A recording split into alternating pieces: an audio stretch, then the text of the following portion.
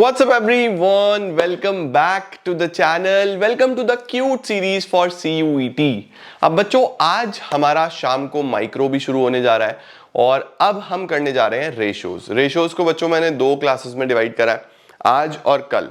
तो आज शुरू की कुछ रेशोज और कल अगली दो रेशोज, उनको अच्छे से करना है और चीजें प्रिपेयर करनी है। तो पहले रिवीजन कर लो, एक बार फॉर्मूलाज देख लो, कॉन्सेप्ट रिवाइज कर लो, कुछ क्वेश्चंस कर लो साथ साथ, एंड देन हम इसके एमसीक्यूज करेंगे। तो चलिए जल्दी से रेशोज को शुरू करते हैं और चीजें आगे बढ़ाते हैं। Let's begin.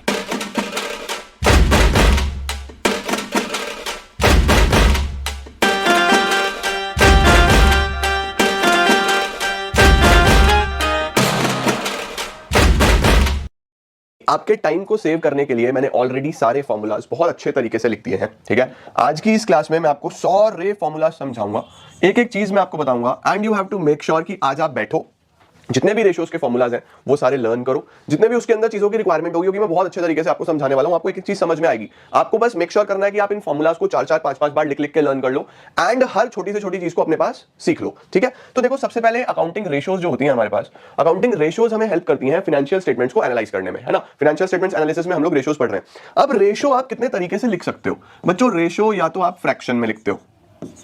सर फ्रैक्शन का क्या मतलब? भैया ऐसे आ गया 1/2, 2/4, 4/8 ऐसे। तो ये क्या है? बेसिकली ये फ्रैक्शंस में आ गई, ठीक है। तो रेशियोज या तो फ्रैक्शंस में हो सकती है, या फिर आप इसको प्योर रेशियो में भी लिख सकते हो। सर प्योर रेशियो क्या मतलब हो गया? जैसे इसको 1/2, इसको 2/4, इसको 4/8, इसको हम क्या बोलते हैं? प्योर रेशियो में लिखना। या फिर आप बच्चों इसको टाइम्स में भी लिख सकते हो। सर टाइम्स का मतलब कुछ रेशियोज ऐसी हैं जो टाइम्स में निकलती है, 6 टाइम्स, 8 टाइम्स, 10 टाइम्स, 4 टाइम्स ऐसे निकलती हैं। और कुछ रेशियोज ऐसी होती हैं बच्चों हमारे पास जो परसेंटेजेस में निकलती हैं। जितनी भी प्रॉफिटेबिलिटी रेशियोज होती है ना, ये प्रॉफिट्स वाली, ये सब परसेंटेज में होती है कि आप 10% कमा रहे हो, 20% कमा रहे हो, 40% कमा रहे हो, है ना। तो रेशियोज बेटा हमें बुक्स को एनालाइज करने में हेल्प करती हैं, और एनालिसिस आप 4 तरीके से कर सकते हो, या तो फ्रैक्शन में निकलेगी, या प्योर रेशियो में निकलेगी, या टाइम्स में निकलेगी, या परसेंटेजेस में निकलेगी, ठीक है। अब हमारे पास रेशियोज में जो सबसे पहला रेशियो होता है वो होता है लिक्विडिटी रेशियोज। वैसे रेशियोज को 4 पार्ट्स में बांटा गया है बच्चों। सबसे पहली होती है लिक्विडिटी रेशियोज, दूसरी होती है हमारे पास सॉल्वेंसी रेशियोज, तीसरी होती है हमारे पास टर्नओवर रेशियोज, चौथी होती है हमारे पास प्रॉफिटेबिलिटी रेशियोज। तो हमारे सिलेबस में मेनली ये 4 तरीके की रेशियोज हैं जो आपको पढ़नी है। एक जगह आप लिख सकते हो इनको, कौन कौन सी होती है हमारे पास? सबसे पहले लिक्विडिटी, फिर सॉल्वेंसी, फिर टर्नओवर, फिर प्रॉफिटेबिलिटी। ओके, अब लिक्विडिटी से 1 बाय 1 चीजें पढ़ना चालू करते हैं। सर लिक्विडिटी का कुछ और नाम भी होता है? हाँ जी, लिक्विडिटी का दूसरा नाम होता है शॉर्ट टर्म सॉल्वेंसी। बहुत छोटे टाइम के लिए जब हम ये देखना चाहते हैं कि कोई फर्म अपनी शॉर्ट टर्म लायबिलिटीज टाइम से पे करेगी या नहीं करेगी, तो तब हम चेक करते हैं द लिक्विडिटी रेशियोज या फिर शॉर्ट टर्म सॉल्वेंसी रेशियोज। तो मेनली जो आपकी लिक्विडिटी है वो शॉर्ट टर्म लिक्विडिटी दिखाती है। तो इसके अंदर हम करंट एसेट्स, करंट लायबिलिटीज, सिर्फ करंट वाली चीजें कंसीडर करते हैं। ओके, अब करंट एसेट्स में, करंट लायबिलिटीज में क्या क्या आता है, उसके लिए आपको बैलेंस शीट याद होनी चाहिए पूरी की पूरी, कि करंट लायबिलिटीज में क्या था, करंट एसेट्स में क्या था, है ना। करंट लायबिलिटीज में आपको टॉस याद होना चाहिए, और करंट एसेट्स में आपको सोचो सोचो सोचो सोचो टिस्को याद होना चाहिए पूरा का पूरा। मैंने बहुत अच्छे तरीके से आपको पढ़ाया था, राइट। अब देखो, सबसे पहला होता है करंट रेशो। करंट रेशो का ही दूसरा नाम होता है working capital ratio. Current ratio का फॉर्मूला है बच्चों CA/CL, current asset divided by current liabilities, ठीक है। इसके अंदर कुछ छोटी छोटी चीजें हैं जो आपको याद रखनी है। करंट एसेट्स में इन्वेंट्री में अगर loose tool stores and spares है तो उसको हटा देना है। इसका मतलब इन्वेंट्री में लूज टूल स्टोर स्पेयर्स नहीं होने चाहिए जब भी हम करंट रेशो कैलकुलेट कर रहे हैं। दूसरा, डेटर्स आपको नेट पे लेने हैं। नेट का मतलब है कि provision for doubtful debts minus करके, तो डेटर्स में आपको हमेशा प्रोविजन फॉर डाउटफुल डेट्स हटाना है। उसके बाद जो इसका आइडियल रेशो होता है बच्चों वो 2:1 होता है। बहुत ज्यादा भी नहीं होना चाहिए और कम तो खतरनाक है ही। तो आपका जो करंट रेशो है वो 2:1 आइडियल होता है। थोड़ा ज्यादा है, 3:1 है, 3.5:1 है, तो अच्छी बात है, बहुत ज्यादा भी नहीं होना चाहिए। ओके, दूसरा इसके अंदर जो हम रेशो पढ़ते हैं बच्चों उसको हम बोलते हैं क्विक रेशो, या फिर लिक्विड रेशो, या फिर एसिड टेस्ट रेशो। तो सबसे पहला तो हमारे पास आ गया करंट रेशो, दूसरा हमारे पास आ गया quick ratio. Okay, quick ratio का फॉर्मूला होता है quick assets upon current liabilities. Quick assets किसको बोलते हैं सर? बेटा जो करंट से भी ज्यादा लिक्विड होते हैं। करंट एसेट्स तो लिक्विड होते ही है, क्विक एसेट्स उससे भी ज्यादा लिक्विड होते हैं। तो अगर किसी को मेरी बहुत ही शॉर्ट टर्म पोजीशन देखनी है, 2-3 महीने की पोजीशन देखनी है, 1 साल की भी नहीं देखना चाहता कोई, 2-3 महीने की, तो वो ये वाला रेशो देखेगा। क्विक रेशो का फॉर्मूला होता है लिक्विड एसेट्स या quick assets upon current liabilities. Sir liquid assets मिलेंगे कैसे? लिक्विड एसेट्स हमें मिलते हैं बच्चों करंट एसेट्स माइनस 3 चीजें हटा दो इसमें से, inventory, prepaid expenses, advance tax. तो ध्यान रखना बच्चों, आपको कभी भी क्विक रेशियो निकालनी है तो क्विक एसेट्स निकालने पड़ेंगे। वो कैसे निकलेंगे? Current assets minus IPA। ज्यादातर एग्जाम्स में इन्वेंट्री दिया होता है, बस आपको ये हटाना है। ओके, इन्वेंट्री वाला पार्ट हटा देना है आपको करंट एसेट्स में, पूरा ही इन्वेंट्री गायब कर देना है। सही है जी, परफेक्ट सर। 2 रेशियोज तो हमें पता चल गई कौन कौन सी होती है लिक्विडिटी में, current ratio, quick ratio. Current ratio is CA/CL, quick ratio is QA/CL। Current liability same रहेंगी, करंट एसेट्स में सारे करंट एसेट्स ले लेना, क्विक एसेट्स में, करंट एसेट्स में से IPA हटा देना, ठीक है। अब आ जाओ आप, हमारे पास सॉल्वेंसी रेशियोज कितनी होती है सर? सॉल्वेंसी रेशियो ना बच्चों, सॉल्वेंसी रेशियो में ध्यान रखना, आपके पास मेनली किस चीज से डील करेगा? मेनली आपके लॉन्ग टर्म पोजीशन के बारे में बताएगा। तो यहां पे कुछ भी करंट नहीं होता यूजुअली, ज्यादातर लॉन्ग टर्म की बात करता है ये, सही है। तो जब आप सॉल्वेंसी में देखोगे तो सबसे अच्छी बात सॉल्वेंसी की ये है कि मैक्सिमम रेशियोज के नाम में ही उसका फॉर्मूला है, तो आपको बहुत ज्यादा परेशान नहीं करती है रेशियोज, जो उसका नाम है वही उसका फॉर्मूला है। जैसे करंट रेशियो में तो फिर भी सोचना पड़ता है कि current ratio is CA/CL, quick ratio is QA/CL, तो आपको सोचना पड़ता है। सॉल्वेंसी में सिंपल है, जो नाम है वही फॉर्मूला है, बस दो के याद करने हैं आपको। जैसे सबसे पहले debt equity ratio. Sir debt equity ratio क्या है? Date divided by equity. अब सर डेट का क्या मतलब है? डेट का मतलब है बच्चों नॉन करंट लायबिलिटीज। ध्यान रखना, जब भी मैं डेट बोल रहा हूं तो मैं लॉन्ग टर्म डेट बोल रहा हूं, शॉर्ट टर्म नहीं बोल रहा, ये प्लीज अपने माइंड में सेट रखना। Whenever I say debt, debt is long term debt, non current liability. Sir equity क्या है? इक्विटी है बच्चों share holders funds. Share holder fund में sir share capital and reserves and surplus, है ना। तो इक्विटी के लिए आपको चाहिए शेयर होल्डर्स फंड्स, डेट के लिए आपको चाहिए non current liabilities. Debt equity ratio is debt divided by equity. Okay, इसका आइडियल भी 2:1 होता है, इससे ज्यादा रिस्की है। जितना कर्जा बढ़ेगा रिस्की हो जाएगा ना, तो इससे ज्यादा रिस्की होता है बच्चों। नेक्स्ट आता है sir total assets to debt ratio. Sir what is this total assets to debt ratio? देखो नाम में ही है, total assets divided by debt. Total assets to debt का फॉर्मूला क्या होगा? Total assets divided by debt. Sir ये total assets कैसे निकलेंगे? देखो, एक बैलेंस शीट का फॉर्मेट आपको आना चाहिए। हम लोग सर क्या ये बैलेंस शीट एग्जाम में भी बना सकते हैं? हाँ जी, आप बना के आओगे बच्चों इसको एग्जाम में वर्किंग नोट में। ओके, तो वर्किंग नोट में आप एग्जामिनेशन में ये balance sheet as it is बना सकते हो, राइट। अब देखो क्या क्या होता है हमारी बैलेंस शीट में। सर नॉन करंट एसेट्स हो गए और करंट एसेट्स हो गए, ये तो इधर आ जाते हैं, है ना, ये इनका टोटल हो जाता है। और इधर क्या क्या आता है? Share holder fund, non current liability, current liability. ये मेरी बैलेंस शीट होती है, यही होती है ना देखो आपकी बैलेंस शीट। बस वो वर्टिकल है, हॉरिजॉन्टल बना दी मैंने, क्या हो गया? इधर लायबिलिटीज ले ली, इधर एसेट्स ले लिए। अब देखो इस बार क्या फॉर्मूला है? इस बार total assets to debt ratio का फॉर्मूला है total assets divided by debt. Total assets divided by debt. तो टोटल एसेट क्या है? टोटल एसेट का मतलब है बच्चों ये, this is total assets. Total assets क्या होते हैं? Non current assets plus current asset, ये जो टोटल है। डिवाइडेड बाय डेट का मतलब आपको ये वाला लेना है, नॉन करंट लायबिलिटी, ठीक है। तो ध्यान रखना, total assets to debt ratio में total assets divided by long term debts. Then we have proprietary ratio. Sir proprietary ratio का फॉर्मूला याद करना पड़ेगा। हाँ जी, ये इंपॉर्टेंट भी है, साउदर्न इंडिया कई बार एग्जाम में आया है। Proprietary ratio is equity upon total assets. Equity divided by total assets. Sir equity क्या है? Equity is your share holders funds. Equity का क्या मतलब है? हमारे पास शेयर होल्डर फंड। और टोटल एसेट आप समझ गए, non current assets plus current assets. तो ध्यान रखेंगे प्रोप्राइटरी रेशियो का फॉर्मूला है इक्विटी अपॉन टोटल एसेट्स, और आपको ये चीजें लर्न कर लेनी है आज ही। ओके, नेक्स्ट आता है sir interest coverage ratio. Interest coverage ratio. Sir what is interest coverage ratio? Interest coverage ratio बच्चों ये दिखाता है कि आप कितना कमा रहे हो और उसके कंपैरिजन में आपको कितना इंटरेस्ट पे करना है, अगर आपने कोई कर्जा वर्जा लिया हुआ है, राइट। तो इसका फॉर्मूला होता है earning before interest and tax divided by fixed interest. देखो बच्चों, इसका फॉर्मूला क्या है? इंटरेस्ट कवरेज रेशियो का फॉर्मूला है, अर्निंग बोल लो या प्रॉफिट बोल लो, profit before interest and tax divided by fixed interest. अब सपोज करो कि आपका इंटरेस्ट है 1 लाख और आपकी अर्निंग है 2 लाख, तो ये कितना हो गया? 2 टाइम्स। तो ध्यान रखना बच्चों, एक तो आईसीआर जो है, जो इंटरेस्ट कवरेज रेशियो है, ये टाइम्स में आता है। हिंदी में लिख लो अपनी कॉपी में, ICR will always be calculated in times. Okay, तो ये दिखाता है कि इंटरेस्ट से कितना गुना आप कमाते हो। ओके, अब सपोज मैं यहाँ पे 5 लाख कमाता हूं और ब्याज देना है 1 लाख, तो कितने गुना हो गया? 5 टाइम्स, राइट। मैं कमाता हूं 10 लाख, ब्याज देना है 1 लाख, तो कितने गुना हो गया? 10 गुना। तो जितना बढ़ता जा रहा है उतना अच्छा होता जा रहा है। तो ध्यान रखो, इंटरेस्ट कवरेज रेशियो जितना हाई होता है उतना अच्छा होता है। ओके, अब कई बार ना बच्चों आपको एग्जाम में हमें क्या चाहिए? फॉर्मूला में हमें चाहिए ये profit before interest and tax. Exam में ये नहीं दिया होता। एग्जाम में पता क्या दिया होता है? एग्जाम में दिया होता है प्रॉफिट आफ्टर टैक्स, ये दिया होता है। अब तुम यहां से यहां कैसे जाओगे? क्या तरीका है? तो देखो, profit before interest and tax में से पहले इंटरेस्ट माइनस होता है, तो आप कहां पहुंचते हो? प्रॉफिट बिफोर टैक्स पे। इसमें से फिर क्या माइनस होता है? टैक्स माइनस होता है, फिर आप कहां पहुंचते हो? प्रॉफिट आफ्टर टैक्स पे। तो यूजुअली एग्जाम में बच्चों प्रॉफिट आफ्टर टैक्स दिया होता है। अगर आपको profit before interest and tax पे पहुंचना है, profit before interest and tax पे पहुंचना है, तो आप बोलोगे profit after tax plus taxes जो आपने दे दिए हैं प्लस इंटरेस्ट, तो आप यहां पे पहुंचोगे। तो इस चीज का ध्यान रखना, ये आपको पता होना चाहिए कि आपको ये गिवन होगा और आपको यहां पे पहुंचना होगा, ठीक है। Done sir. Interest coverage ratio का फॉर्मूला भी अब आपको याद करना है। आज क्या है? EBIT divided by fixed interest. Sir what is debt to capital employed ratio? देखो नाम में ही है, debt to capital employed. Debt का मतलब फिर से non current liability. Capital employed बच्चों बहुत इंपॉर्टेंट है। कैपिटल एम्प्लॉयड 2 तरीके से निकल सकता है, या तो एसेट साइड से निकल सकता है या फिर लायबिलिटी साइड से निकल सकता है। तो कैपिटल एम्प्लॉयड किसको बोलते हैं? कैपिटल एम्प्लॉयड बोलते हैं बच्चों share holder fund plus non current liability. किसको बोलते हैं? Share holder fund plus non current liability, या फिर non current assets plus current assets minus current liabilities. Non current assets plus current assets minus current liabilities, ठीक है। इसी को बच्चों मुझे बताओ, CA माइनस CL किसको बोलते हैं? CA माइनस CL बोलते हैं वर्किंग कैपिटल को। तो हमारे पास कई बार वर्किंग कैपिटल दिया होता है, ध्यान रखना वर्किंग कैपिटल क्या होता है? Working capital is current assets minus current liabilities. सही है। या फिर non current asset plus current assets किसको बोल सकते हैं? टोटल एसेट्स को माइनस करंट लायबिलिटीज। तो आप किसी भी फॉर्मूला से यहां पे कैपिटल एम्प्लॉयड फाइंड कर सकते हो। देखो सपोज ये बैलेंस शीट है,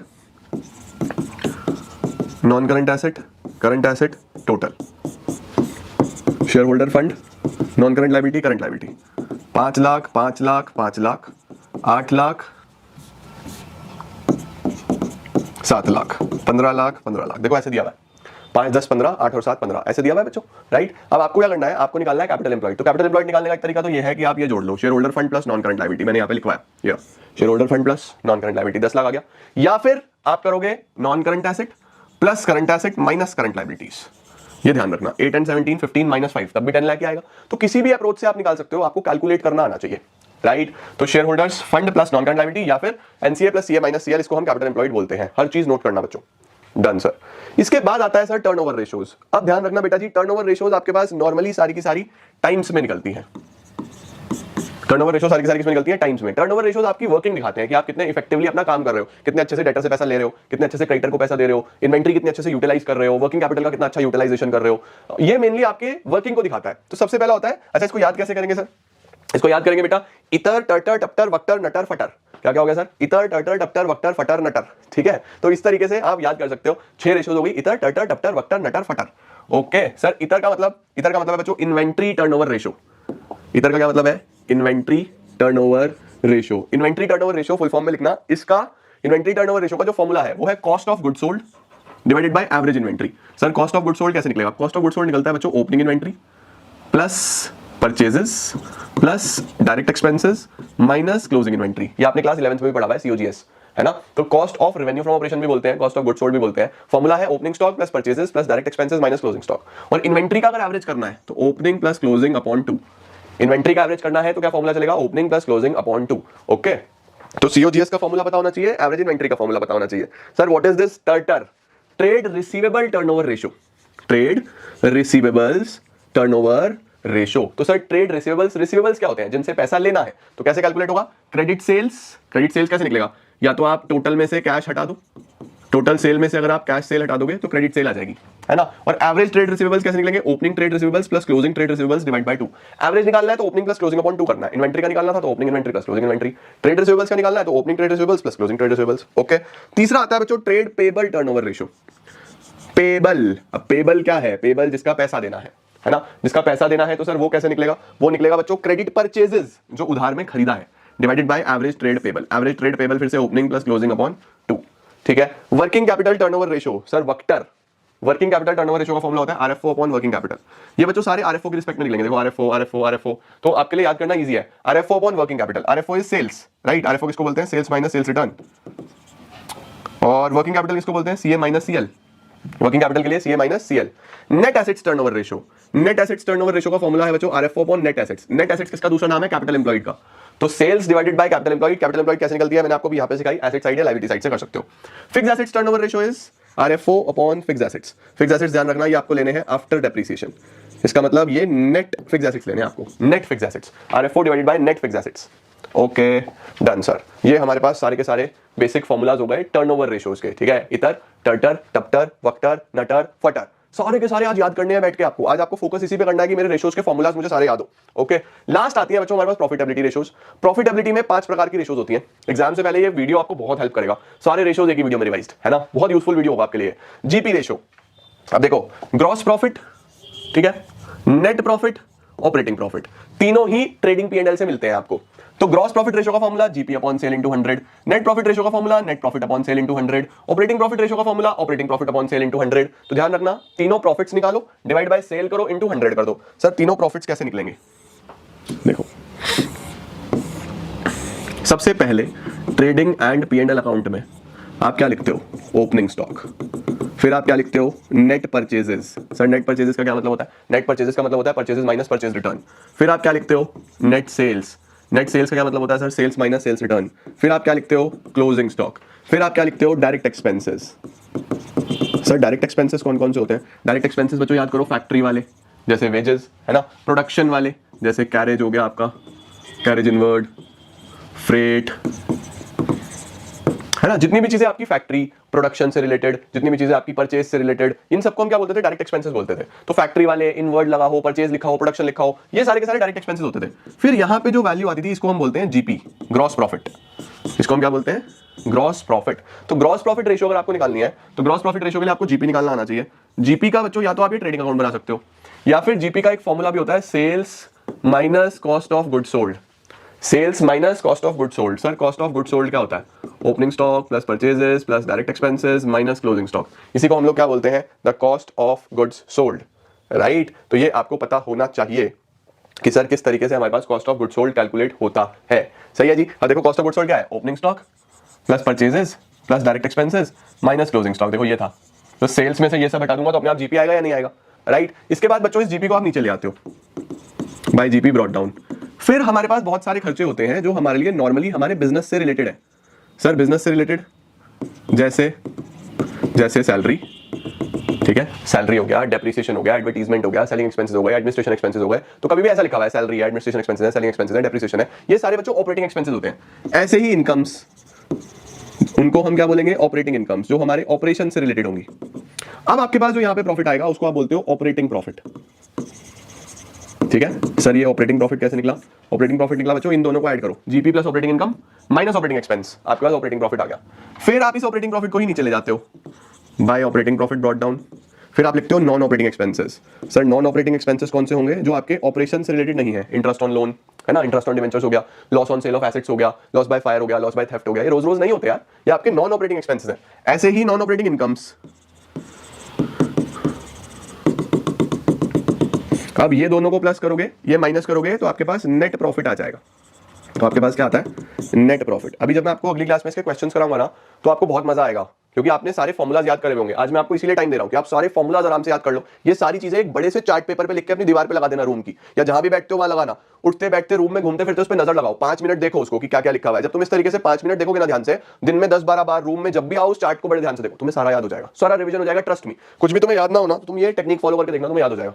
एक बड़ा सा चार्ट पेपर लो, उस पे सारे फॉर्मुलाज लिखो, ये P&L वगैरह बना के लिखो, और जितनी बार रूम में आओ 5 मिनट लगेंगे, फटाफट पढ़ लो कि इसमें ये था, इसमें ये था, इसमें था, देखो कैसे याद होता है, ठीक है। अब देखो बच्चों, जीपी रेशियो निकालना है, तो सर क्या होगा, GP upon sale into 100। Operating profit ratio निकालना है, operating profit upon sale into 100। Net profit ratio निकालना है, net profit upon sale into 100। तो आपको ये पूरा बनाना आना चाहिए। ये आ गया तो आपसे चाहिए पूछ ले, चाहिए पूछ ले, चाहिए पूछ ले, आपके लिए आसान है, समझ गए। तो देखो GP ratio, GP upon sale, net profit ratio, net profit upon sale, operating profit ratio, operating profit upon sale into 100, ठीक है जी। फोर्थ होता है बच्चों ऑपरेटिंग रेशियो। ऑपरेटिंग रेशियो होता है बाबू एक्सपेंसेस दिखाता है, जो operating cost divided by RFO into 100। Sir operating cost किसको बोलते हैं,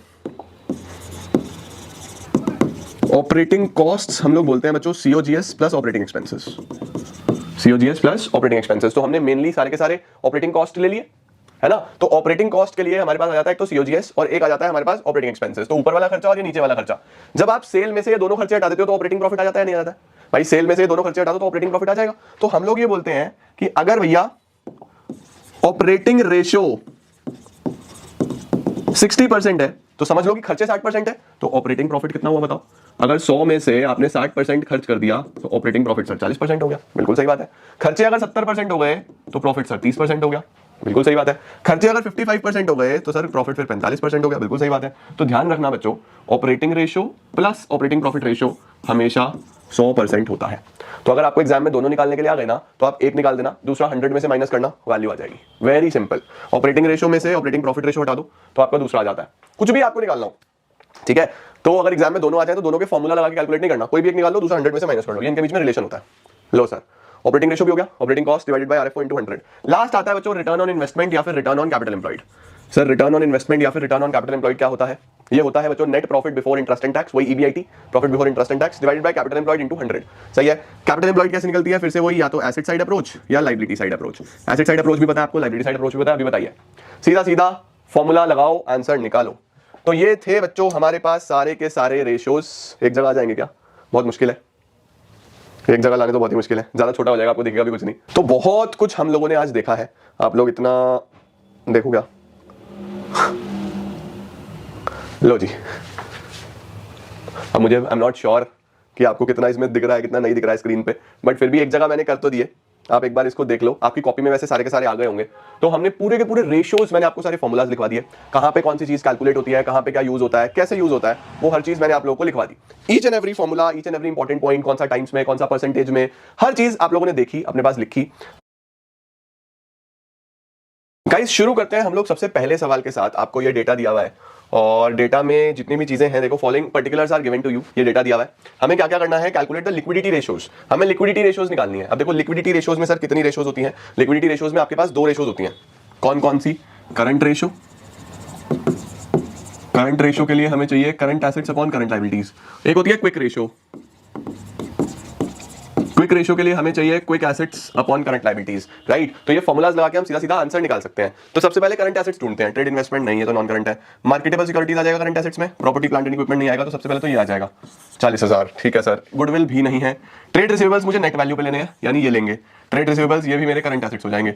तो current assets, cash and bank balance ये भी मेरा करंट एसेट हो जाएगा।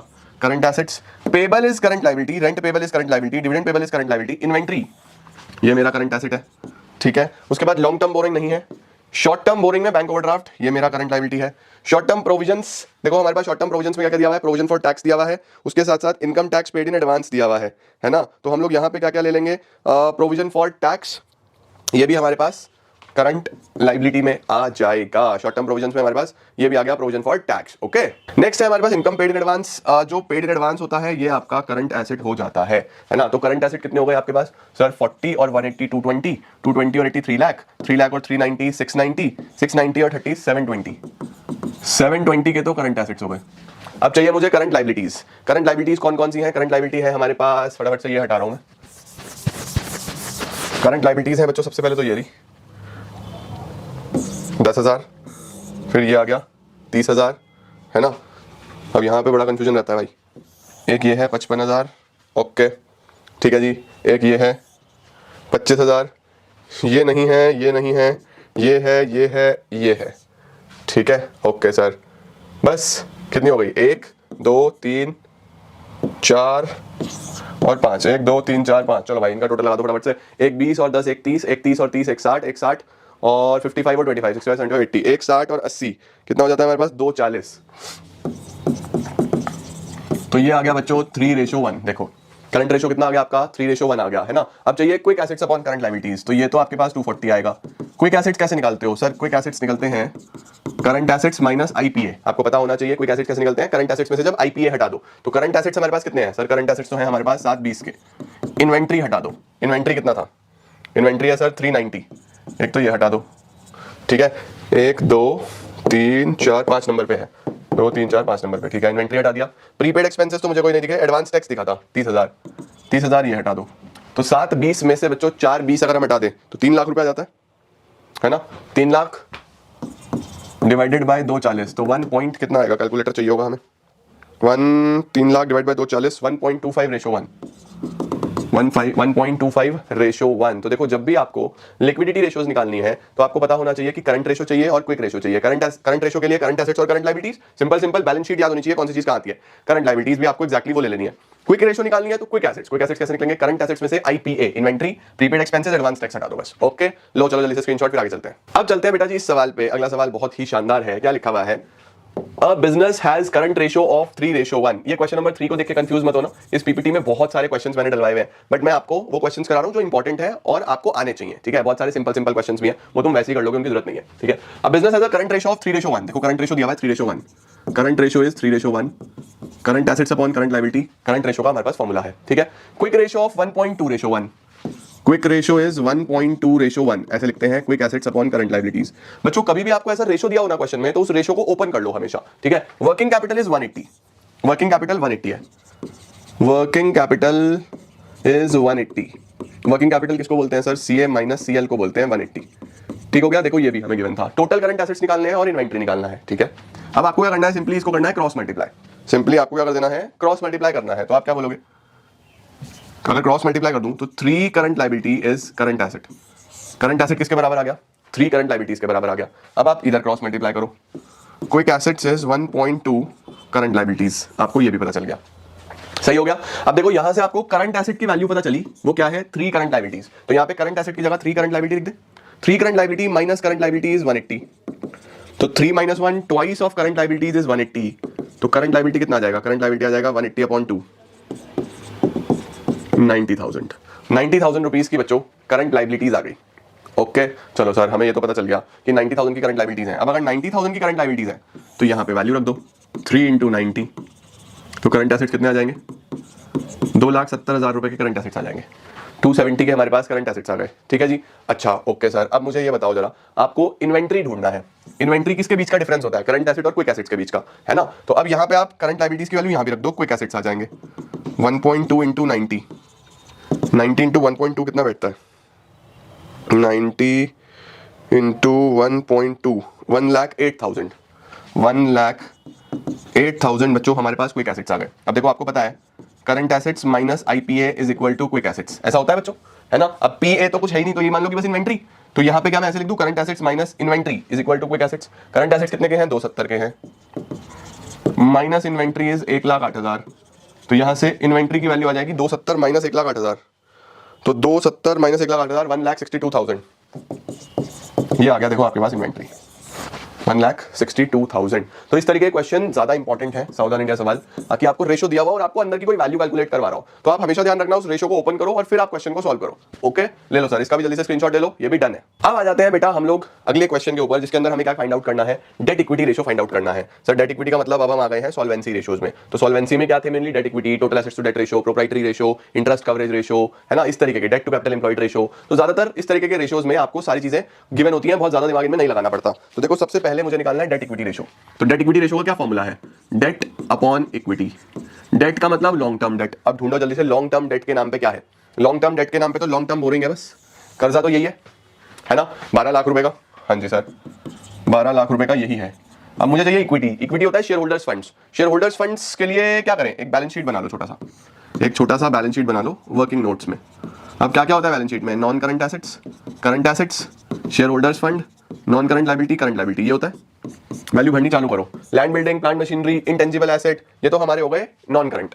तो 15 और 6 21 और 1 22, ये तो हो गए 22 लाख रुपए के non current assets. Current assets कितने हैं, करंट एसेट्स है इन्वेंट्री, ट्रेड रिसीवेबल्स, 550 और 170, 550 650 और 650 और 70, 650 और 70 कितना हो जाएगा, 7,20,000, ये करंट एसेट्स हो गए। उसके बाद ट्रेड पेबल कितना है हमारे पास, ट्रेड पेबल है बच्चों 1,20,000 रुपए का। ओके, और non current liability long term borrowing है 12 लाख रुपए की। ठीक है जी। नाउ 22 और 7 29,20,000, 29,20,000 इधर भी होगा, जो इधर का टोटल होता है बच्चों वही इधर का भी टोटल होता है ना। इस टोटल में से आपको सिंपली 13,20,000 रुपए हटाने हैं। तो आप बेटा जी जब आप इस पर्टिकुलर टॉपिक में से 29,20,000 में से 13,20,000 हटाते हो तो क्या बच जाता है, 16 लाख रुपए बच जाते हैं। 16 लाख रुपीज ये मैंने बैलेंस में निकाल दिया, ये मैंने निकाला बैलेंस में, इसको यहां रख दो। 16 लाख रुपीज यहां रख दो तो कितना आ जाएगा, 12/16 0.75 होता है। हाँ जी, 0.75 रेशो 1, ये आपका आंसर हो जाएगा। देख रहे हो, तो ऐसा हो सकता है कि अभी कभी कभी आपको क्वेश्चन में डेटा कंप्लीट गिवन ना हो। डेट अपॉन इक्विटी चाहिए था तो डेट तो था, इक्विटी नहीं था, तो इक्विटी के लिए आपको बैलेंस शीट बनाना आना चाहिए, ये आपकी बहुत हेल्प करेगा बच्चों। ठीक है, इस चीज का खास ध्यान रखना। लो जल्दी से स्क्रीनशॉट, फिर अगले सवाल पे चलते हैं। अब चलते हैं बेटा जी नेक्स्ट क्वेश्चन पे, जो कि अपने आप में एक बहुत इंपॉर्टेंट क्वेश्चन है, एग्जाम में आया है ऐसा सवाल। Calculate proprietary ratio. तो सबसे पहले तो फॉर्मूला लिख लेते हैं। Proprietary ratio is equity upon total assets. Proprietary ratio क्या है, equity divided by total assets. Okay, अब सर आपको इक्विटी चाहिए और टोटल एसेट्स चाहिए, एक रेशियो गिवन है total assets to debt ratio. ठीक है, total assets to debt ratio का फॉर्मूला होता है total assets upon long term debt. ये 2:1 गिवन है, ये गिवन है 2:1। तो अगर हम डेट की वैल्यू दी हुई है 5 लाख, तो डेट की जगह यहां पे मैं 5 लाख रख देता हूं, तो टोटल एसेट्स की वैल्यू आ जाएगी, total assets equal to 10 lakh. Total assets is equal to 10 lakh. लो सर, टोटल एसेट्स तो हमें मिल गए 10 लाख रुपए के। अब मुझे चाहिए इक्विटी। इक्विटी क्या होता है, share holders funds. Share holders funds में आपके पास क्या क्या आता है, share capital, reserves and surplus. चलो भाई अब डेटा ढूंढते हैं और क्या है। इक्विटी शेयर कैपिटल है 0.5 टाइम्स ऑफ डेट। लो sir, equity share capital debt का हाफ है, 0.5 इज हाफ। तो डेट कितने का है, डेट था हमारे पास, डेट गिवन था 5 लाख रुपए का, तो 5 का हाफ कितना होगा, 2.5 लाख। 2.5 लाख का तो बच्चों इक्विटी शेयर कैपिटल आ गया। Preference share capital is 25% of equity share capital, इसका 25% प्रेफरेंस शेयर कैपिटल है, तो इसका 25% कितना होगा, 2.5 लाख का। 2.5 लाख का 25% विल बी 62,500 62,500 ये इसी का हमने 25% करा है। ओके, आगे लिखा हुआ है जो नेट प्रॉफिट है before tax is 10 lakh, rate of tax is 40%। Profit before tax बच्चों हमारी बैलेंस शीट में वो जाता है फाइनली टैक्स वैक्स देने के बाद, तो 10 लाख में से 40% हटा दो तो मेरा जो प्रॉफिट आ जाएगा, प्रॉफिट आफ्टर टैक्स 10 में से 40 हटाऊंगा तो 60,000 का ही आ जाएगा। तो मेरा बेसिकली ये रिजर्व ये है, ठीक है। 250, 62,500 और 6 लाख वो आ जाएगा 9,12,500। 6 लाख है ना ये, 9,12,500, 6, 7, 8, हाँ जी 9,12,500 ये आपके पास इक्विटी आ गया। इक्विटी है 9,12,500। तो सर हमारा प्रोप्राइटरी रेशियो कितना बैठेगा? प्रोप्राइटरी रेशियो बैठेगा 0.912 रेशो 1, 0.912 रेशो 1, ये आपका आंसर है बच्चों। तो प्रोप्राइटरी रेशियो आपको निकालना आ गया। प्रोप्राइटरी रेशियो का क्या फॉर्मूला होता है? सीधा सीधा इक्विटी अपॉन टोटल एसेट्स, और इक्विटी अपॉन टोटल एसेट्स में आपको क्या क्या चीजें कहां कहां लेनी है आप समझ गए। टोटल एसेट्स भी आपने लिख लिया, इक्विटी भी आपने लिख लिया, डन है जी। Very very important question, screenshot लो, अगले पे चलते हैं। अब आ गया बच्चों हमारे पास एक अगला सवाल, ये भी अपने आप में इंपॉर्टेंट क्वेश्चन है तो आपको बड़े ध्यान से करना है। देखो क्या दिया हुआ है, आपको बोल रहा है From the following details obtained from the financial statements of KX Limited, calculate interest coverage ratio. Interest coverage ratio निकालना है। अब interest coverage ratio का क्या फॉर्मूला होता है? Earning before interest and taxes divided by fixed interest. Earning before interest and taxes divided by fixed interest. तो sir earning before before interest and taxes चाहिए मुझे चाहिए ये EBIT। इसमें से बच्चों पहले इंटरेस्ट माइनस होता है, फिर आपके पास आता है EBT, इसमें से टैक्स माइनस होता है, फिर आपके पास आता है EAT, अर्निंग आफ्टर टैक्सेस। आपको यही दिया हुआ था, देखो आपको यही दिया हुआ था, प्रॉफिट आफ्टर टैक्स का मतलब यही होता है, अर्निंग आफ्टर टैक्सेस, ठीक है। ये कितना दिया हुआ है? 6 लाख रुपए, ये दिया है बच्चों 6 लाख रुपीस। अब मुझे चाहिए ये EBIT। इस EBIT को मैं कैसे ढूंढूं? इस EBIT को ढूंढने के लिए मुझे ऊपर की तरफ चलना पड़ेगा। तो टैक्स कितना है सर? टैक्स तो सर 40% है। अब टैक्स किस पे लगता है? टैक्स इस पे लगता है, EBT पे। इसके बारे में कोई भी जानकारी नहीं है। तो EBT निकालने के दो तरीके हैं, मैं आपको दोनों सिखा रहा हूं, जो आपको अच्छा लगे उससे निकाल सकते हो। EBT के लिए या तो आप सीधा सीधा फॉर्मूला लगा सकते हो, EAT इंटू 100/100 माइनस टैक्स, ठीक है। जैसे यहाँ पे क्या था, EAT कितना है? 6 lakh into 100/100 minus tax, 100 minus tax is 40, 100 minus 40 is 60, ये आ जाएगा। तो 6 लाख इंटू 100/60 कितना आ जाएगा? देखो तो बेटा जी यहाँ पे 0 से 0 खत्म, यहाँ 6 से 1 लाख इंटू 10 लाख रुपीज का आपके पास सीधा सीधा EBT आ गया। EBT सीधा सीधा कितना आ गया? 10 lakh rupees. Okay, 1 into 0 10 lakh, हाँ 0 कम क्यों लग रहे हैं 10 लाख रुपए बच्चों आपका EBT आ गया। एक तरीका तो ये है, देखो 10 लाख का 40% 4 लाख रुपए माइनस हुआ होगा तो ये 6 लाख आया होगा। एक तरीका तो ये है, ठीक है, ये फॉर्मूला याद रख लो, EBT का formula EAT into 100/100 minus tax. दूसरा तरीका क्या है सर? इसको यहाँ लिख रहा हूँ मैं 10 लाख। दूसरा तरीका है बच्चों कि आप मान लो, लेट कर लो अर्निंग बिफोर टैक्स को X, अर्निंग बिफोर टैक्स कितना आ गया? X। ओके, अब इस पे 60% टैक्स लगा होगा, 60% था 40% था, 40% बच्चों इस पे टैक्स लगा होगा। अगर 40% टैक्स लगा है तो X का 40% इज 0.40X। X का 40% कितना होता है? 0.40X। X में से 40% हट गया तो 0.60 बच गया। X का मतलब 100 होता है, या 1 मान लो, 1 में से 0.40 हट गया तो कितना बचा? 0.60 बचा।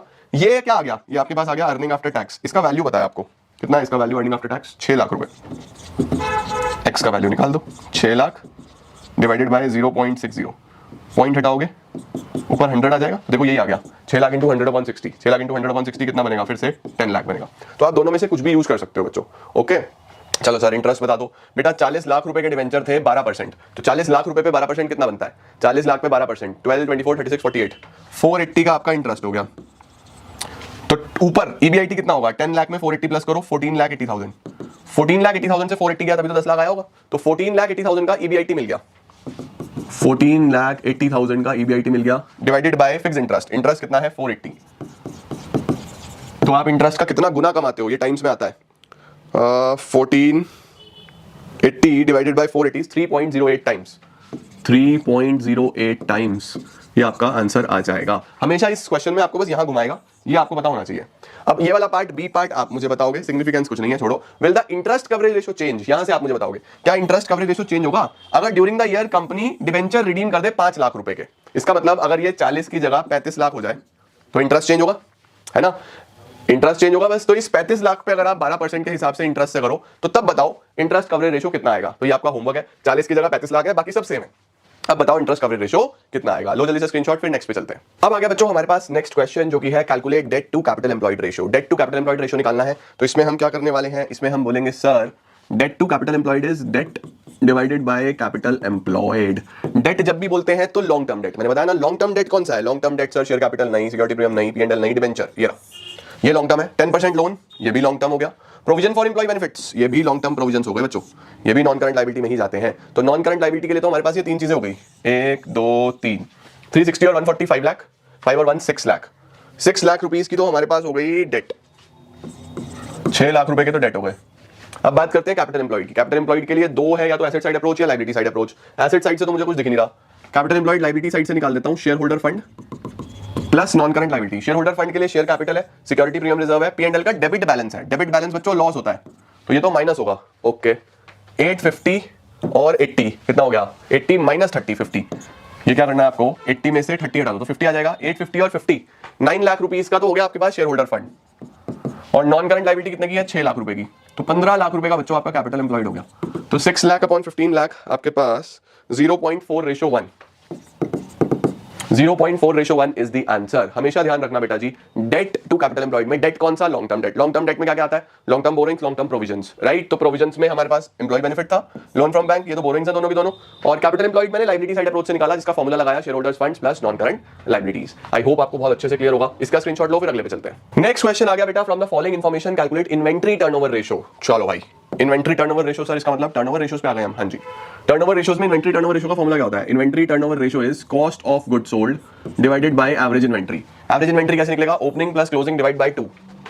Opening 28 plus closing 52 divide by 2, है ना। तो 28 और 52, 52 62 72 80 अपॉन 2, 40,000 रुपीस का तो एवरेज इन्वेंट्री आ गया। 40,000 रुपीस का एवरेज इन्वेंट्री आ गया। कॉस्ट ऑफ गुड्स सोल्ड कैसे निकलेगा, सेल्स दिया हुआ है, सेल्स ये दिया हुआ है, जीपी दिया हुआ है बच्चों 25% ऑन कॉस्ट। अब फंस गए हम, सर जीपी तो 25% ऑन कॉस्ट है और मेरे पास तो सेल गिवन है, क्या करें। तो बच्चों ऐसा कभी भी हो तो मैं तुम्हें एक टेबल लिख के दे रहा हूं जीपी की, जो तुम्हें हेल्प कर देगा बहुत अच्छे से ये आंसर्स निकालने में। कभी भी ध्यान रखना, कभी भी जीपी ऑन कॉस्ट दिया हुआ हो तो ऑन सेल जाना आपके लिए बड़ा आसान है, ऑन सेल दिया हो तो ऑन कॉस्ट आना आपके लिए बड़ा आसान है, ठीक है। कॉस्ट पे अगर ऐसे दिया हुआ है 100%, 50%, 33%, 25%, 20%, तो वो सेल पे कितना होगा, 50 से चालू कर दो बस, 50, 33, 25, 20, 16.67। ये उल्टा भी एप्लीकेबल है, अगर आपको जीपी सेल पे दिया हुआ है, आपको कॉस्ट पे चाहिए तो इधर चल पड़ेगा, सही है। ये टेबल बच्चों अच्छे तरीके से लर्न कर लेना, आपका काम हो जाएगा। 100, 50, 33, 25, 20, 99% ऑफ द केसेस में यही परसेंटेजेस आती हैं। ओके 99% ऑफ द केसेस में। अगर कोई और केस आ गया तो मैं आपको एक फॉर्मूला भी बता रहा हूं, अगर कोई भी परसेंटेज कॉस्ट पे x अपॉन y होती है, आपको सेल पे लेके जाना है, तो सेल पे लेके जाने के लिए x upon x plus y कर दोगे।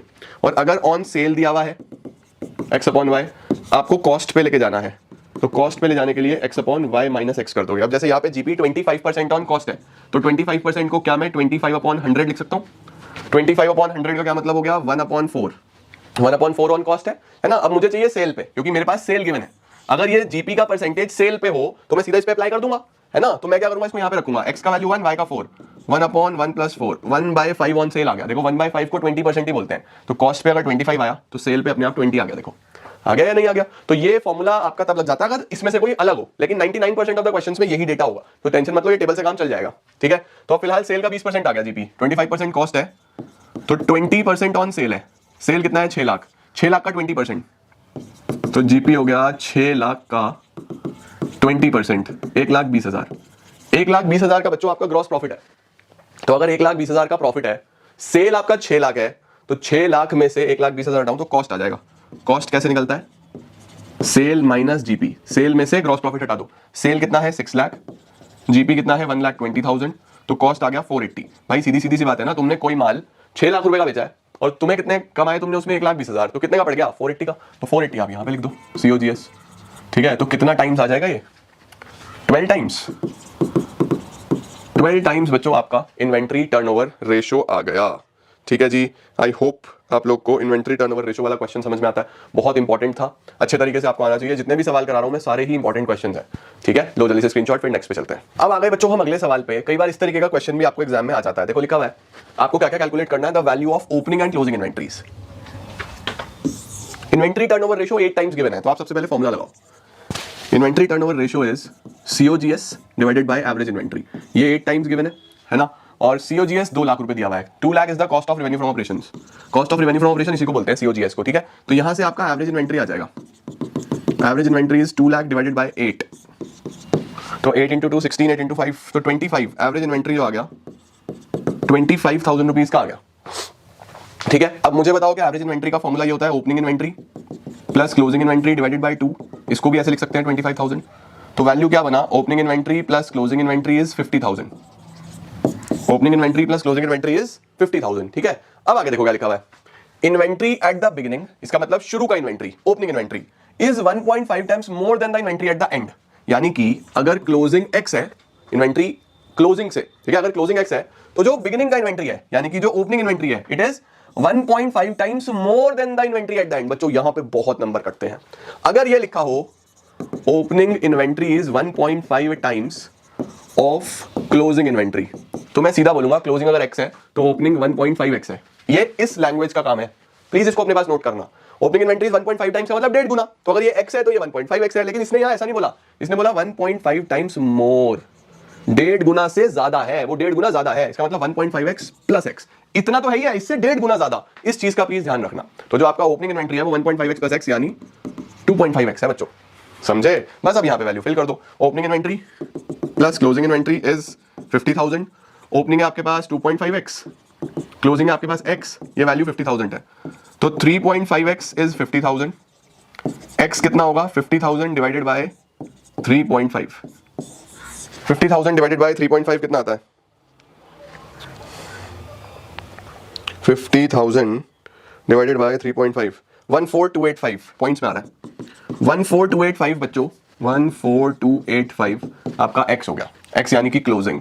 तो क्लोजिंग इन्वेंट्री का वैल्यू आ गया 14,285।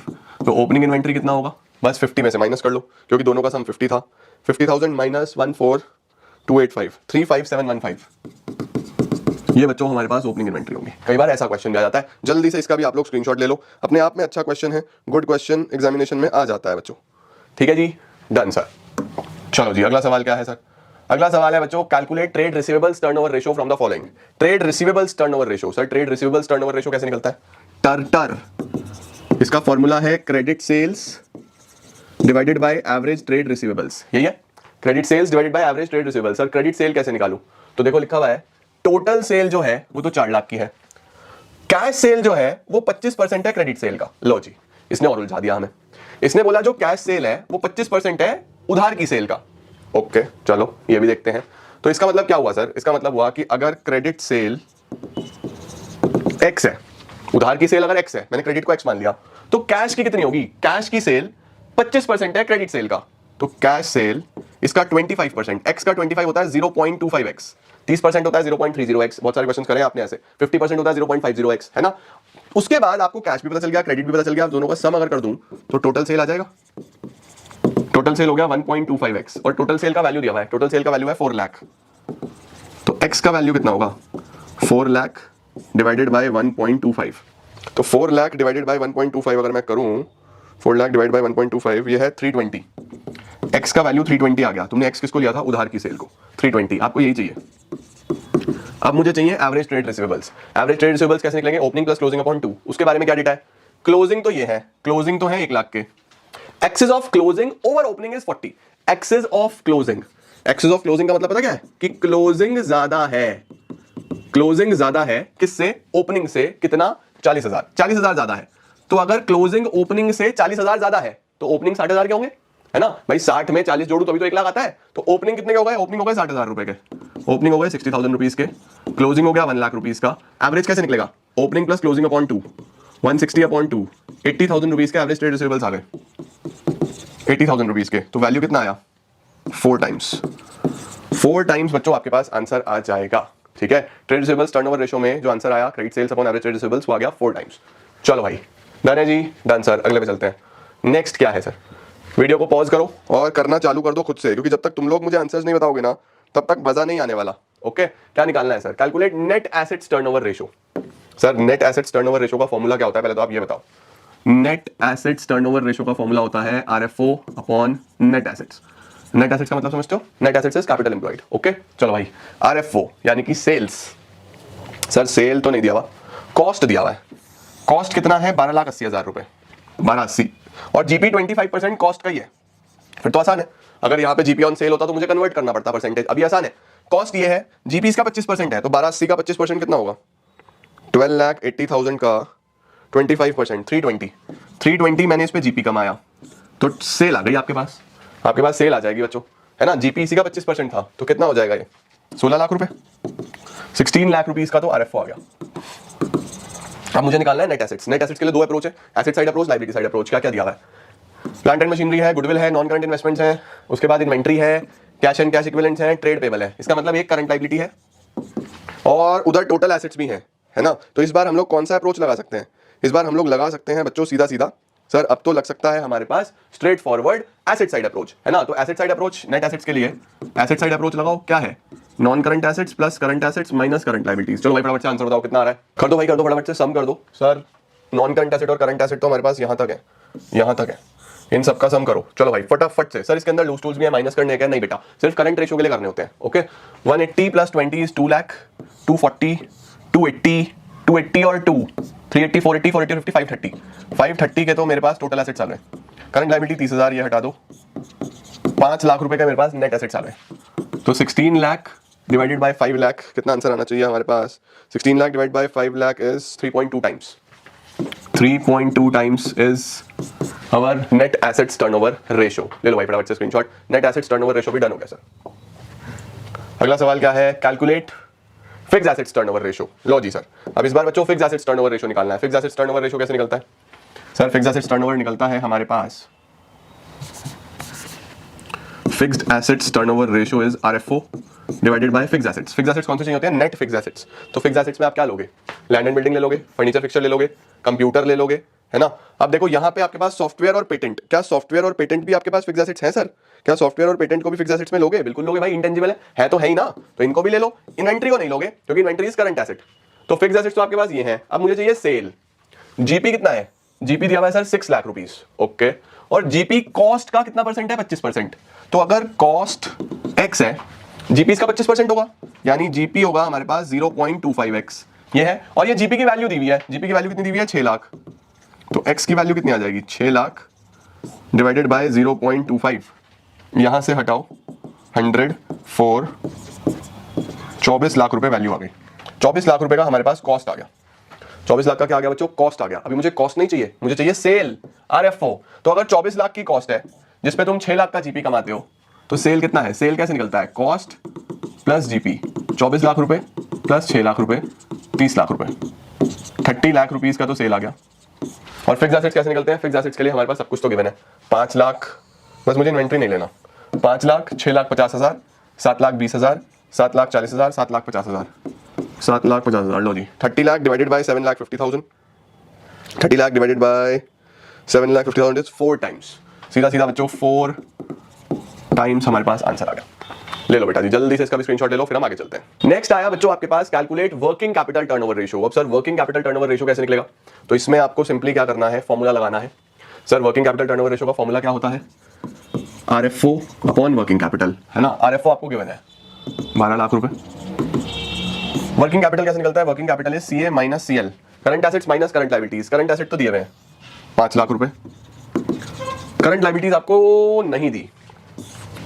बैलेंस शीट बनाओ, जब भी डेटा ना हो बैलेंस शीट मदद करेगी। Non current assets, current assets, share holder fund, non current liability, current liability. चलो सर टोटल एसेट्स दे दिए। सर टोटल एसेट्स कितने हैं? 8 लाख। तो इन दोनों का सम है 8 लाख। इन दोनों का सम कितना है? 8 लाख। ठीक हो गया, सही है सर। नॉन करंट लायबिलिटी, अच्छा देखो अगर उधर 8 लाख है तो इधर भी 8 लाख होगा। नॉन करंट लायबिलिटी है 4 लाख, नॉन करंट लायबिलिटी है 4 लाख। शेयर होल्डर फंड है 2 lakh, share holder fund 2 lakh है। तो बताओ 8 में से अगर 6 हटा दिया तो 2 लाख की करंट लायबिलिटी आ गई। 2 लाख की यहाँ पे करंट लायबिलिटी लिख दो बच्चों। CA minus CL 5 minus 2 3 lakh, इसको यहाँ पे पुट कर दो। 4 टाइम्स आपका आंसर आ जाएगा। सीधा सीधा बच्चों working capital turnover ratio is 4 times. ठीक है जी, डन सर, क्या बात है यार। आओ जी, नेक्स्ट क्या है? Calculate GP ratio from the following information. अब आ गए हैं बच्चों हम लोग प्रॉफिटेबिलिटी रेशियोज पे। देख रहे हो, हमने लिक्विडिटी के भी क्वेश्चंस करे, सॉल्वेंसी के भी करे, टर्नओवर के भी करे। अब आ गए हैं हम लोग किस पे? प्रॉफिटेबिलिटी रेशियोज पे। तो प्रॉफिटेबिलिटी रेशियोज में मेनली प्रॉफिट्स का काम होगा। कुछ भी निकालना होगा तो बैलेंस शीट नहीं बनेगी, अब ट्रेडिंग पी&एल बनेगा। ओके, तो जीपी रेशियो कैसे निकलता है सर? जीपी रेशियो का फॉर्मूला है जीपी अपॉन सेल इनटू 100। अब देखो क्या क्या दिया हुआ है। Cash cell is 1/3 of total sale. Cash cell है 1,40,000। ओके ठीक है जी। आपको क्या दिया हुआ है? आपको कैश सेल दिया हुआ है 1,40,000। कैश सेल दिया हुआ है 1,40,000 और ये कैश सेल टोटल सेल का 1/3 है। तो अगर टोटल सेल x है तो कैश सेल x का 1/3 है, इसका मतलब x/3 है ना। कैश सेल की वैल्यू कितनी है, x/3, और कैश सेल की वैल्यू गिवन है 1,40,000। तो x की वैल्यू कैसे निकालोगे, इधर जाके मल्टीप्लाई हो जाएगा। x इज 140 इंटू 3, 140 इंटू 3 बताओ ना बच्चों, 140 इंटू 3 4,20,000, 420x आ गया। x क्या लिया था मैंने लिया था x टोटल सेल को। ठीक है जी, हमें यही चाहिए होती है। ओके, सेल रिटर्न तो गिवन नहीं है ना, नहीं सेल रिटर्न गिवन नहीं है, तो सेल तो मुझे मिल गया 420। अब मुझे जीपी ढूंढना है। जीपी के लिए क्या दिया हुआ है, जीपी के लिए हमें आई गेस ट्रेडिंग अकाउंट बनाना पड़ेगा एक छोटा सा। ट्रेडिंग अकाउंट कैसे बनता है, सबसे पहले ओपनिंग स्टॉक, फिर परचेजेस, फिर डायरेक्ट एक्सपेंसेस, इधर सेल्स, क्लोजिंग स्टॉक, तो यहाँ पे जीपी आ जाता है, ऐसा होता है ना। अब चेक करते हैं क्या क्या दिया हुआ है। कैश परचेजेस 25% है क्रेडिट परचेजेस का, और कैश परचेजेस 50,000 है। लो सर, कैश परचेजेस इज कितना, 50,000, और ये कैश परचेज 25% है क्रेडिट परचेज का। 25% किसका है, क्रेडिट परचेज का। तो अगर क्रेडिट परचेज x है तो कैश इसका 25% होगा, है ना। कैश इसका 25% है, 25% मतलब 0.25x, 0.25x, और ये 0.25x की वैल्यू दी हुई है 50,000। 0.25x की वैल्यू कितनी दी हुई है, 50,000। तो x की वैल्यू निकाल दो sir, x will be 50,000 divided by 0.25, point हटाया 104, 2 लाख रुपए वैल्यू आ गई क्रेडिट परचेज की, 2 लाख रुपए वैल्यू आ गई क्रेडिट परचेज की, जिसको हमने x के बराबर माना था। तो अब क्रेडिट परचेज और कैश परचेज इसको जोड़ूं तो टोटल परचेज आ जाएगा, है ना। 50 की कैश परचेज, 2 लाख की क्रेडिट परचेज, तो 250 का हो गया। तो 250 का तो मेरे पास परचेज हो गया। ठीक है सर, आगे क्या लिखा हुआ है, ओपनिंग इन्वेंट्री 30,000 है, ओपनिंग स्टॉक 30,000 है। आगे क्या लिखा हुआ है सर, सर सेल हमने कितनी निकाली थी, x हमने टोटल सेल को लिया था ना, सेल हमने ली थी 420 की। ठीक है जी, और क्या दिया हुआ है, क्लोजिंग इन्वेंट्री 10,000 ज्यादा है ओपनिंग से, क्लोजिंग 10,000 ज्यादा है तो 40,000 रुपए की हो जाएगी। डायरेक्ट एक्सपेंसेस के नाम पे कैरेज है 12,000 रुपए का। लो सर, जीपी निकाल दे फटाफट से। चलो भाई, 420 और 40 460, 460 में से 30,000 हटा दो, 2,50,000 हटा दो, 12,000 हटा दो, 1,68,000 जीपी आ जाएगा। 168 का जीपी आ जाएगा। तो यहाँ पे आप 168 का जीपी रख दो into 100, 168 divided by 420 into 100 is 40%। 40% is your answer बेटा जी, 40% आपका आंसर आ जाएगा ग्रॉस प्रॉफिट रेशियो का। बहुत ध्यान से करने वाला क्वेश्चन है, इसके अंदर मिस्टेक्स होती हैं, तो आई एम प्रीटी श्योर कि आपने इसको बड़े ध्यान से मेरे साथ साथ किया है, और एक एक चीज नोट भी करिए। देखो कोई भी चीज डायरेक्टली गिवन नहीं थी, हर चीज घुमाई हुई थी, तो बड़े ध्यान से इसको समझ लो। ओके, नेक्स्ट क्वेश्चन आता है बच्चों, calculate operating ratio. Sir operating ratio कैसे निकलेगा। अब देखो बाबू, अगर ऑपरेटिंग रेशियो निकालना हो तो आपको ऑपरेटिंग रेशियो का फॉर्मूला पता होना चाहिए। Operating ratio is operating costs divided by RFO into 100। Sir operating cost क्या होते हैं, ऑपरेटिंग कॉस्ट होते हैं COGS plus operating expenses, COGS plus operating expenses. ये आपको दो चीजें जोड़नी है। सीओजीएस कैसे निकालूं, सेल दिया हुआ है, सेल है 680, सेल है 680, जीपी भी दिया हुआ है, जीपी कितना है, कॉस्ट का 25%। अब देखो इसने फिर से घुमा दिया, 25% ऑन कॉस्ट। अब सर मेरे पास कॉस्ट तो है ही नहीं, मेरे पास सेल है, तो इस परसेंटेज को सेल पे अगर मैं करूं तो 20% ऑन सेल आ जाएगा। आपको पता है ना 25% ऑन कॉस्ट है तो 20% ऑन सेल होगा, तो इसका 20%, 680 का 20% कर दो सर फटाफट से। 680 का 20% अगर मुझे करना हो तो हमारे पास क्या वैल्यू आ जाती है, 680 का 20% आ जाएगा, कहाँ चला गया मेरा कैलकुलेटर, 680 का 20% 136, तो जीपी आ गया 680 का 20% 136। अब बताओ बच्चों, तुमने इतना माल बेचा जिसमें ये जीपी है, तो कॉस्ट कितना है, 680 माइनस 136, 544, 544 का तो सीओजीएस आ गया, तो 544 का तो सीओजीएस आ गया। ऑपरेटिंग एक्सपेंसेस में एम्प्लॉय बेनिफिट एक्सपेंसेस आ जाएंगे, बिल्कुल रोज होते हैं।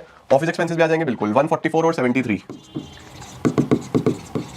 डिवाइडेड बाय सेल्स, सेल्स कितनी है 680 इंटू 100। चलो भाई, 544 plus 144 plus 73, 544 plus 144 plus 73,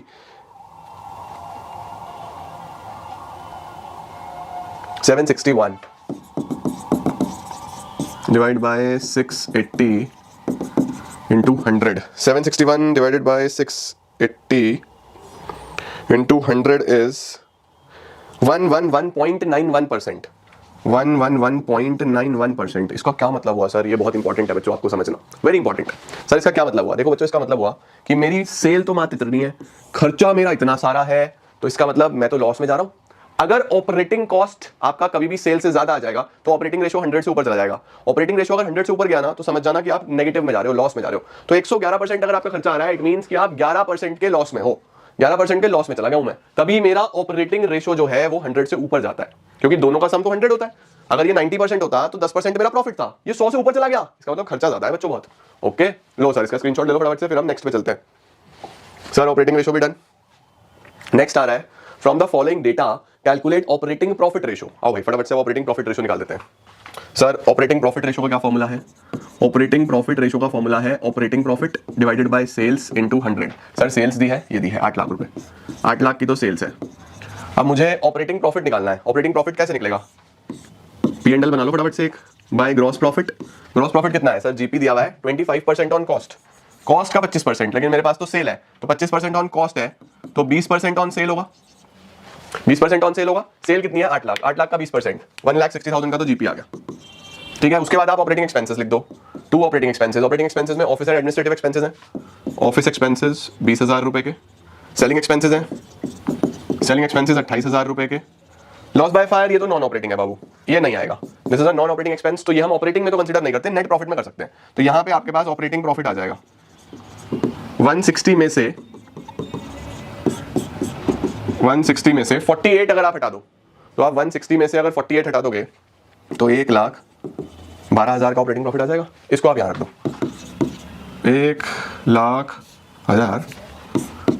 1,12,000 upon 8 lakh into 100 कितना आएगा भाई? जल्दी जल्दी से बता दो। 1,12,000 डिवाइडेड बाय, कहाँ गया भाई? 1,12,000 डिवाइडेड बाय 8 लाख इंटू 100, 14%। 14% बच्चों ऑपरेटिंग प्रॉफिट रेशियो आ गया। अब ध्यान रखना, अगर ऑपरेटिंग प्रॉफिट रेशियो 14% है तो ऑपरेटिंग रेशियो कितना होगा? अगर तुम्हें यहाँ पे ऑपरेटिंग रेशियो भी बताना हो, अगर तुमने 14% कमाया है तो खर्चा कितना परसेंट है? 86%। ओके, ले लो चलो भाई, जल्दी से इसका भी स्क्रीनशॉट ले लो। अब बेटा जी हम लोग एक और शानदार क्वेश्चन करते हैं। इसमें हमें क्या फाइंड आउट करना है? इसमें हमें फाइंड आउट करना है नेट प्रॉफिट रेशियो। तो GP ratio of a company 20%, इसका मतलब जीपी जो है वो सेल का 20% आ जाएगा। ठीक है, क्रेडिट सेल 18 लाख की दी हुई है सर, क्रेडिट सेल दी हुई है 18 लाख रुपए की। ओके, ये तो मुझे समझ में आ गया। कैश सेल कितना है? 10% of total sale. Cash cell है 10% ऑफ टोटल सेल। ठीक है, cash cell is 10% of total revenue operation. ये नेट प्रॉफिट रेशियो तो दोबारा यहां पे गलती से है, इनडायरेक्ट एक्सपेंसेस। ठीक है, ओके। अब देखो कैश सेल है बच्चों 10% of the total sale, total sale का 10% हमारे पास कैश सेल है। तो अगर कैश सेल 10% है तो उधार का सेल 90% होगा। उधार का सेल कितना होगा? 90% होगा। तो अगर टोटल सेल x है तो उधार कितना है सर? उधार है 0.90x, और 0.90x का वैल्यू दिया हुआ है 18 लाख। तो x का वैल्यू बताओ ना, 18 लाख डिवाइडेड बाय 0.90, पॉइंट हटाओगे, यहां पे 100 लगाओगे, 0 से 0 खत्म, 92, 20 लाख रुपए। 20 लाख रुपए का बच्चों आपके पास ये कौन सा सेल आ गया? टोटल सेल आ गया। सही है। अब सेल अगर 20 लाख रुपए है तो 20 लाख रुपए का 20% 4 लाख रुपए का ग्रॉस प्रॉफिट है। जीपी बच्चों 4 लाख रुपीस है। सिर्फ इनडायरेक्ट एक्सपेंस दिए हुए हैं 50,000, तो जीपी अगर 4 लाख हुआ, 50,000 का और खर्चा हो गया, 50,000 का खर्चा और हो गया, तो मेरे पास 350 का नेट प्रॉफिट आ गया, 350 का नेट प्रॉफिट आ गया। नहीं आ गया भाई? जीपी के बाद खर्चे तो हटाने हैं। खर्चा कितना दिया हुआ है? 50,000, वो हटाया तो नेट प्रॉफिट आ गया बच्चों, हो गया काम मेरा। नेट प्रॉफिट रेशियो तो निकालना था, नेट प्रॉफिट रेशियो निकलेगा net profit upon sale into 100। Net profit आया 350, सेल आई 20 लाख इंटू 100, आई गेस 17.5% आना चाहिए if I am not wrong. ठीक हो गया बेटा जी, 3.5 लाख डिवाइड बाय 20 लाख, हाँ जी 17.5%। अब आता है बच्चों हमारे पास रेशियो का लास्ट क्वेश्चन, और आपके सारे ही रेशियोज मैंने आपको इस वन शॉट में कराए हैं। ठीक है, बस फॉर्मूला आना चाहिए। देखो कैसे लगाना है आपको इस वीडियो देख के समझ में आ जाएगा, और आप सारी चीजें अच्छे से कर पाओगे, है ना। तो देखो अब ROI निकालना है। सर ROI का फॉर्मूला क्या होता है? Earning before interest and tax divided by capital employed. ठीक है, अब EBIT नॉर्मली गिवन नहीं होता, मैं देखूंगा इस क्वेश्चन में क्या दिया है। तो आपको अर्निंग आफ्टर टैक्स ही नॉर्मली गिवन होता है, जैसे मैंने आपको इंटरेस्ट कवरेज रेशियो में बताया था। देखो net profit after interest and tax 1 lakh, यही दिया हुआ है, ये 1 लाख दिया हुआ है। ओके, अब मुझे टैक्स निकालना पड़ेगा। सबसे पहले टैक्स 20% है, तो EBT कैसे निकलेगा? क्या सिखाया था मैंने? EBT is EAT into 100 upon 100 minus tax rate, तो 1 लाख इंटू 100 अपॉन 80, है ना। 1 लाख इंटू 100/80 कितना आ जाएगा? 1 लाख इंटू 100/80 1,25,000। 1,25,000 हमारे पास ईबीटी आ गया। इस ईबीटी में से अगर मैं टैक्स हटा दूं, टैक्स कितना है? 20%। 20% बच्चों देखो 25,000 ही होगा इसका, तभी तो ये 1 लाख आया होगा। तो ये आपको 125 मिल गया। मेन बात ये है। अब इंटरेस्ट चाहिए मुझे। सर इंटरेस्ट कितना है? इंटरेस्ट लॉन्ग टर्म डेट ये है 4 लाख, इसका 10% दिया हुआ है, तो 4 लाख का 10% विल भी 40,000। तो ये आ गया 165। 165 में से 40 हटाओ तो 125 आ जाता है। 165 इज योर ईबीआईटी। अब आता है capital employed. Sir capital employed कैसे आएगा? कैपिटल एम्प्लॉयड के लिए फिर से 2 अप्रोचेस है बाबू आपके पास, asset side, liability side. Current asset दिए हुए हैं, करंट लायबिलिटी दी हुई है, तो यहाँ पे तो मुझे लायबिलिटी साइड अप्रोच लग रहा है कि आसानी से लग जाएगी, है ना। लायबिलिटी साइड अप्रोच से कैसे निकलता है? Share holder fund plus non current liability लगेगी। शेयर होल्डर फंड के बारे में कुछ नहीं है, करंट एसेट है, करंट लायबिलिटी है, नॉन करंट एसेट है। तो दूसरी क्या होती है? Total assets minus current liability. आओ चलो ये लग जाएगी। देखो आपके पास करंट एसेट है 4 लाख के, नॉन करंट एसेट है 6 लाख के, तो टोटल एसेट्स तो हो गए 10 लाख के। 6 और 4 10, माइनस कर दो करंट लायबिलिटीज। करंट लायबिलिटीज है 2 लाख रुपए की, तो 10 लाख माइनस 2 लाख इज 8 लाख। 8 लाख के बच्चों कैपिटल एम्प्लॉयड आ गई इंटू 100, तो 165/8 लाख, 165/8 लाख इंटू 100 इज 20.625%। लो जी सर, इस तरीके से बच्चों हमारे पास रिटर्न ऑन इन्वेस्टमेंट निकलता है। I am very much hopeful कि आप लोगों को रिटर्न ऑन इन्वेस्टमेंट भी कैलकुलेट करना आया। आज का वीडियो इज एक्सट्रीमली इंपॉर्टेंट, क्योंकि मैंने आपको जितने भी क्वेश्चंस कराए हैं सारे के सारे इंपॉर्टेंट क्वेश्चंस हैं।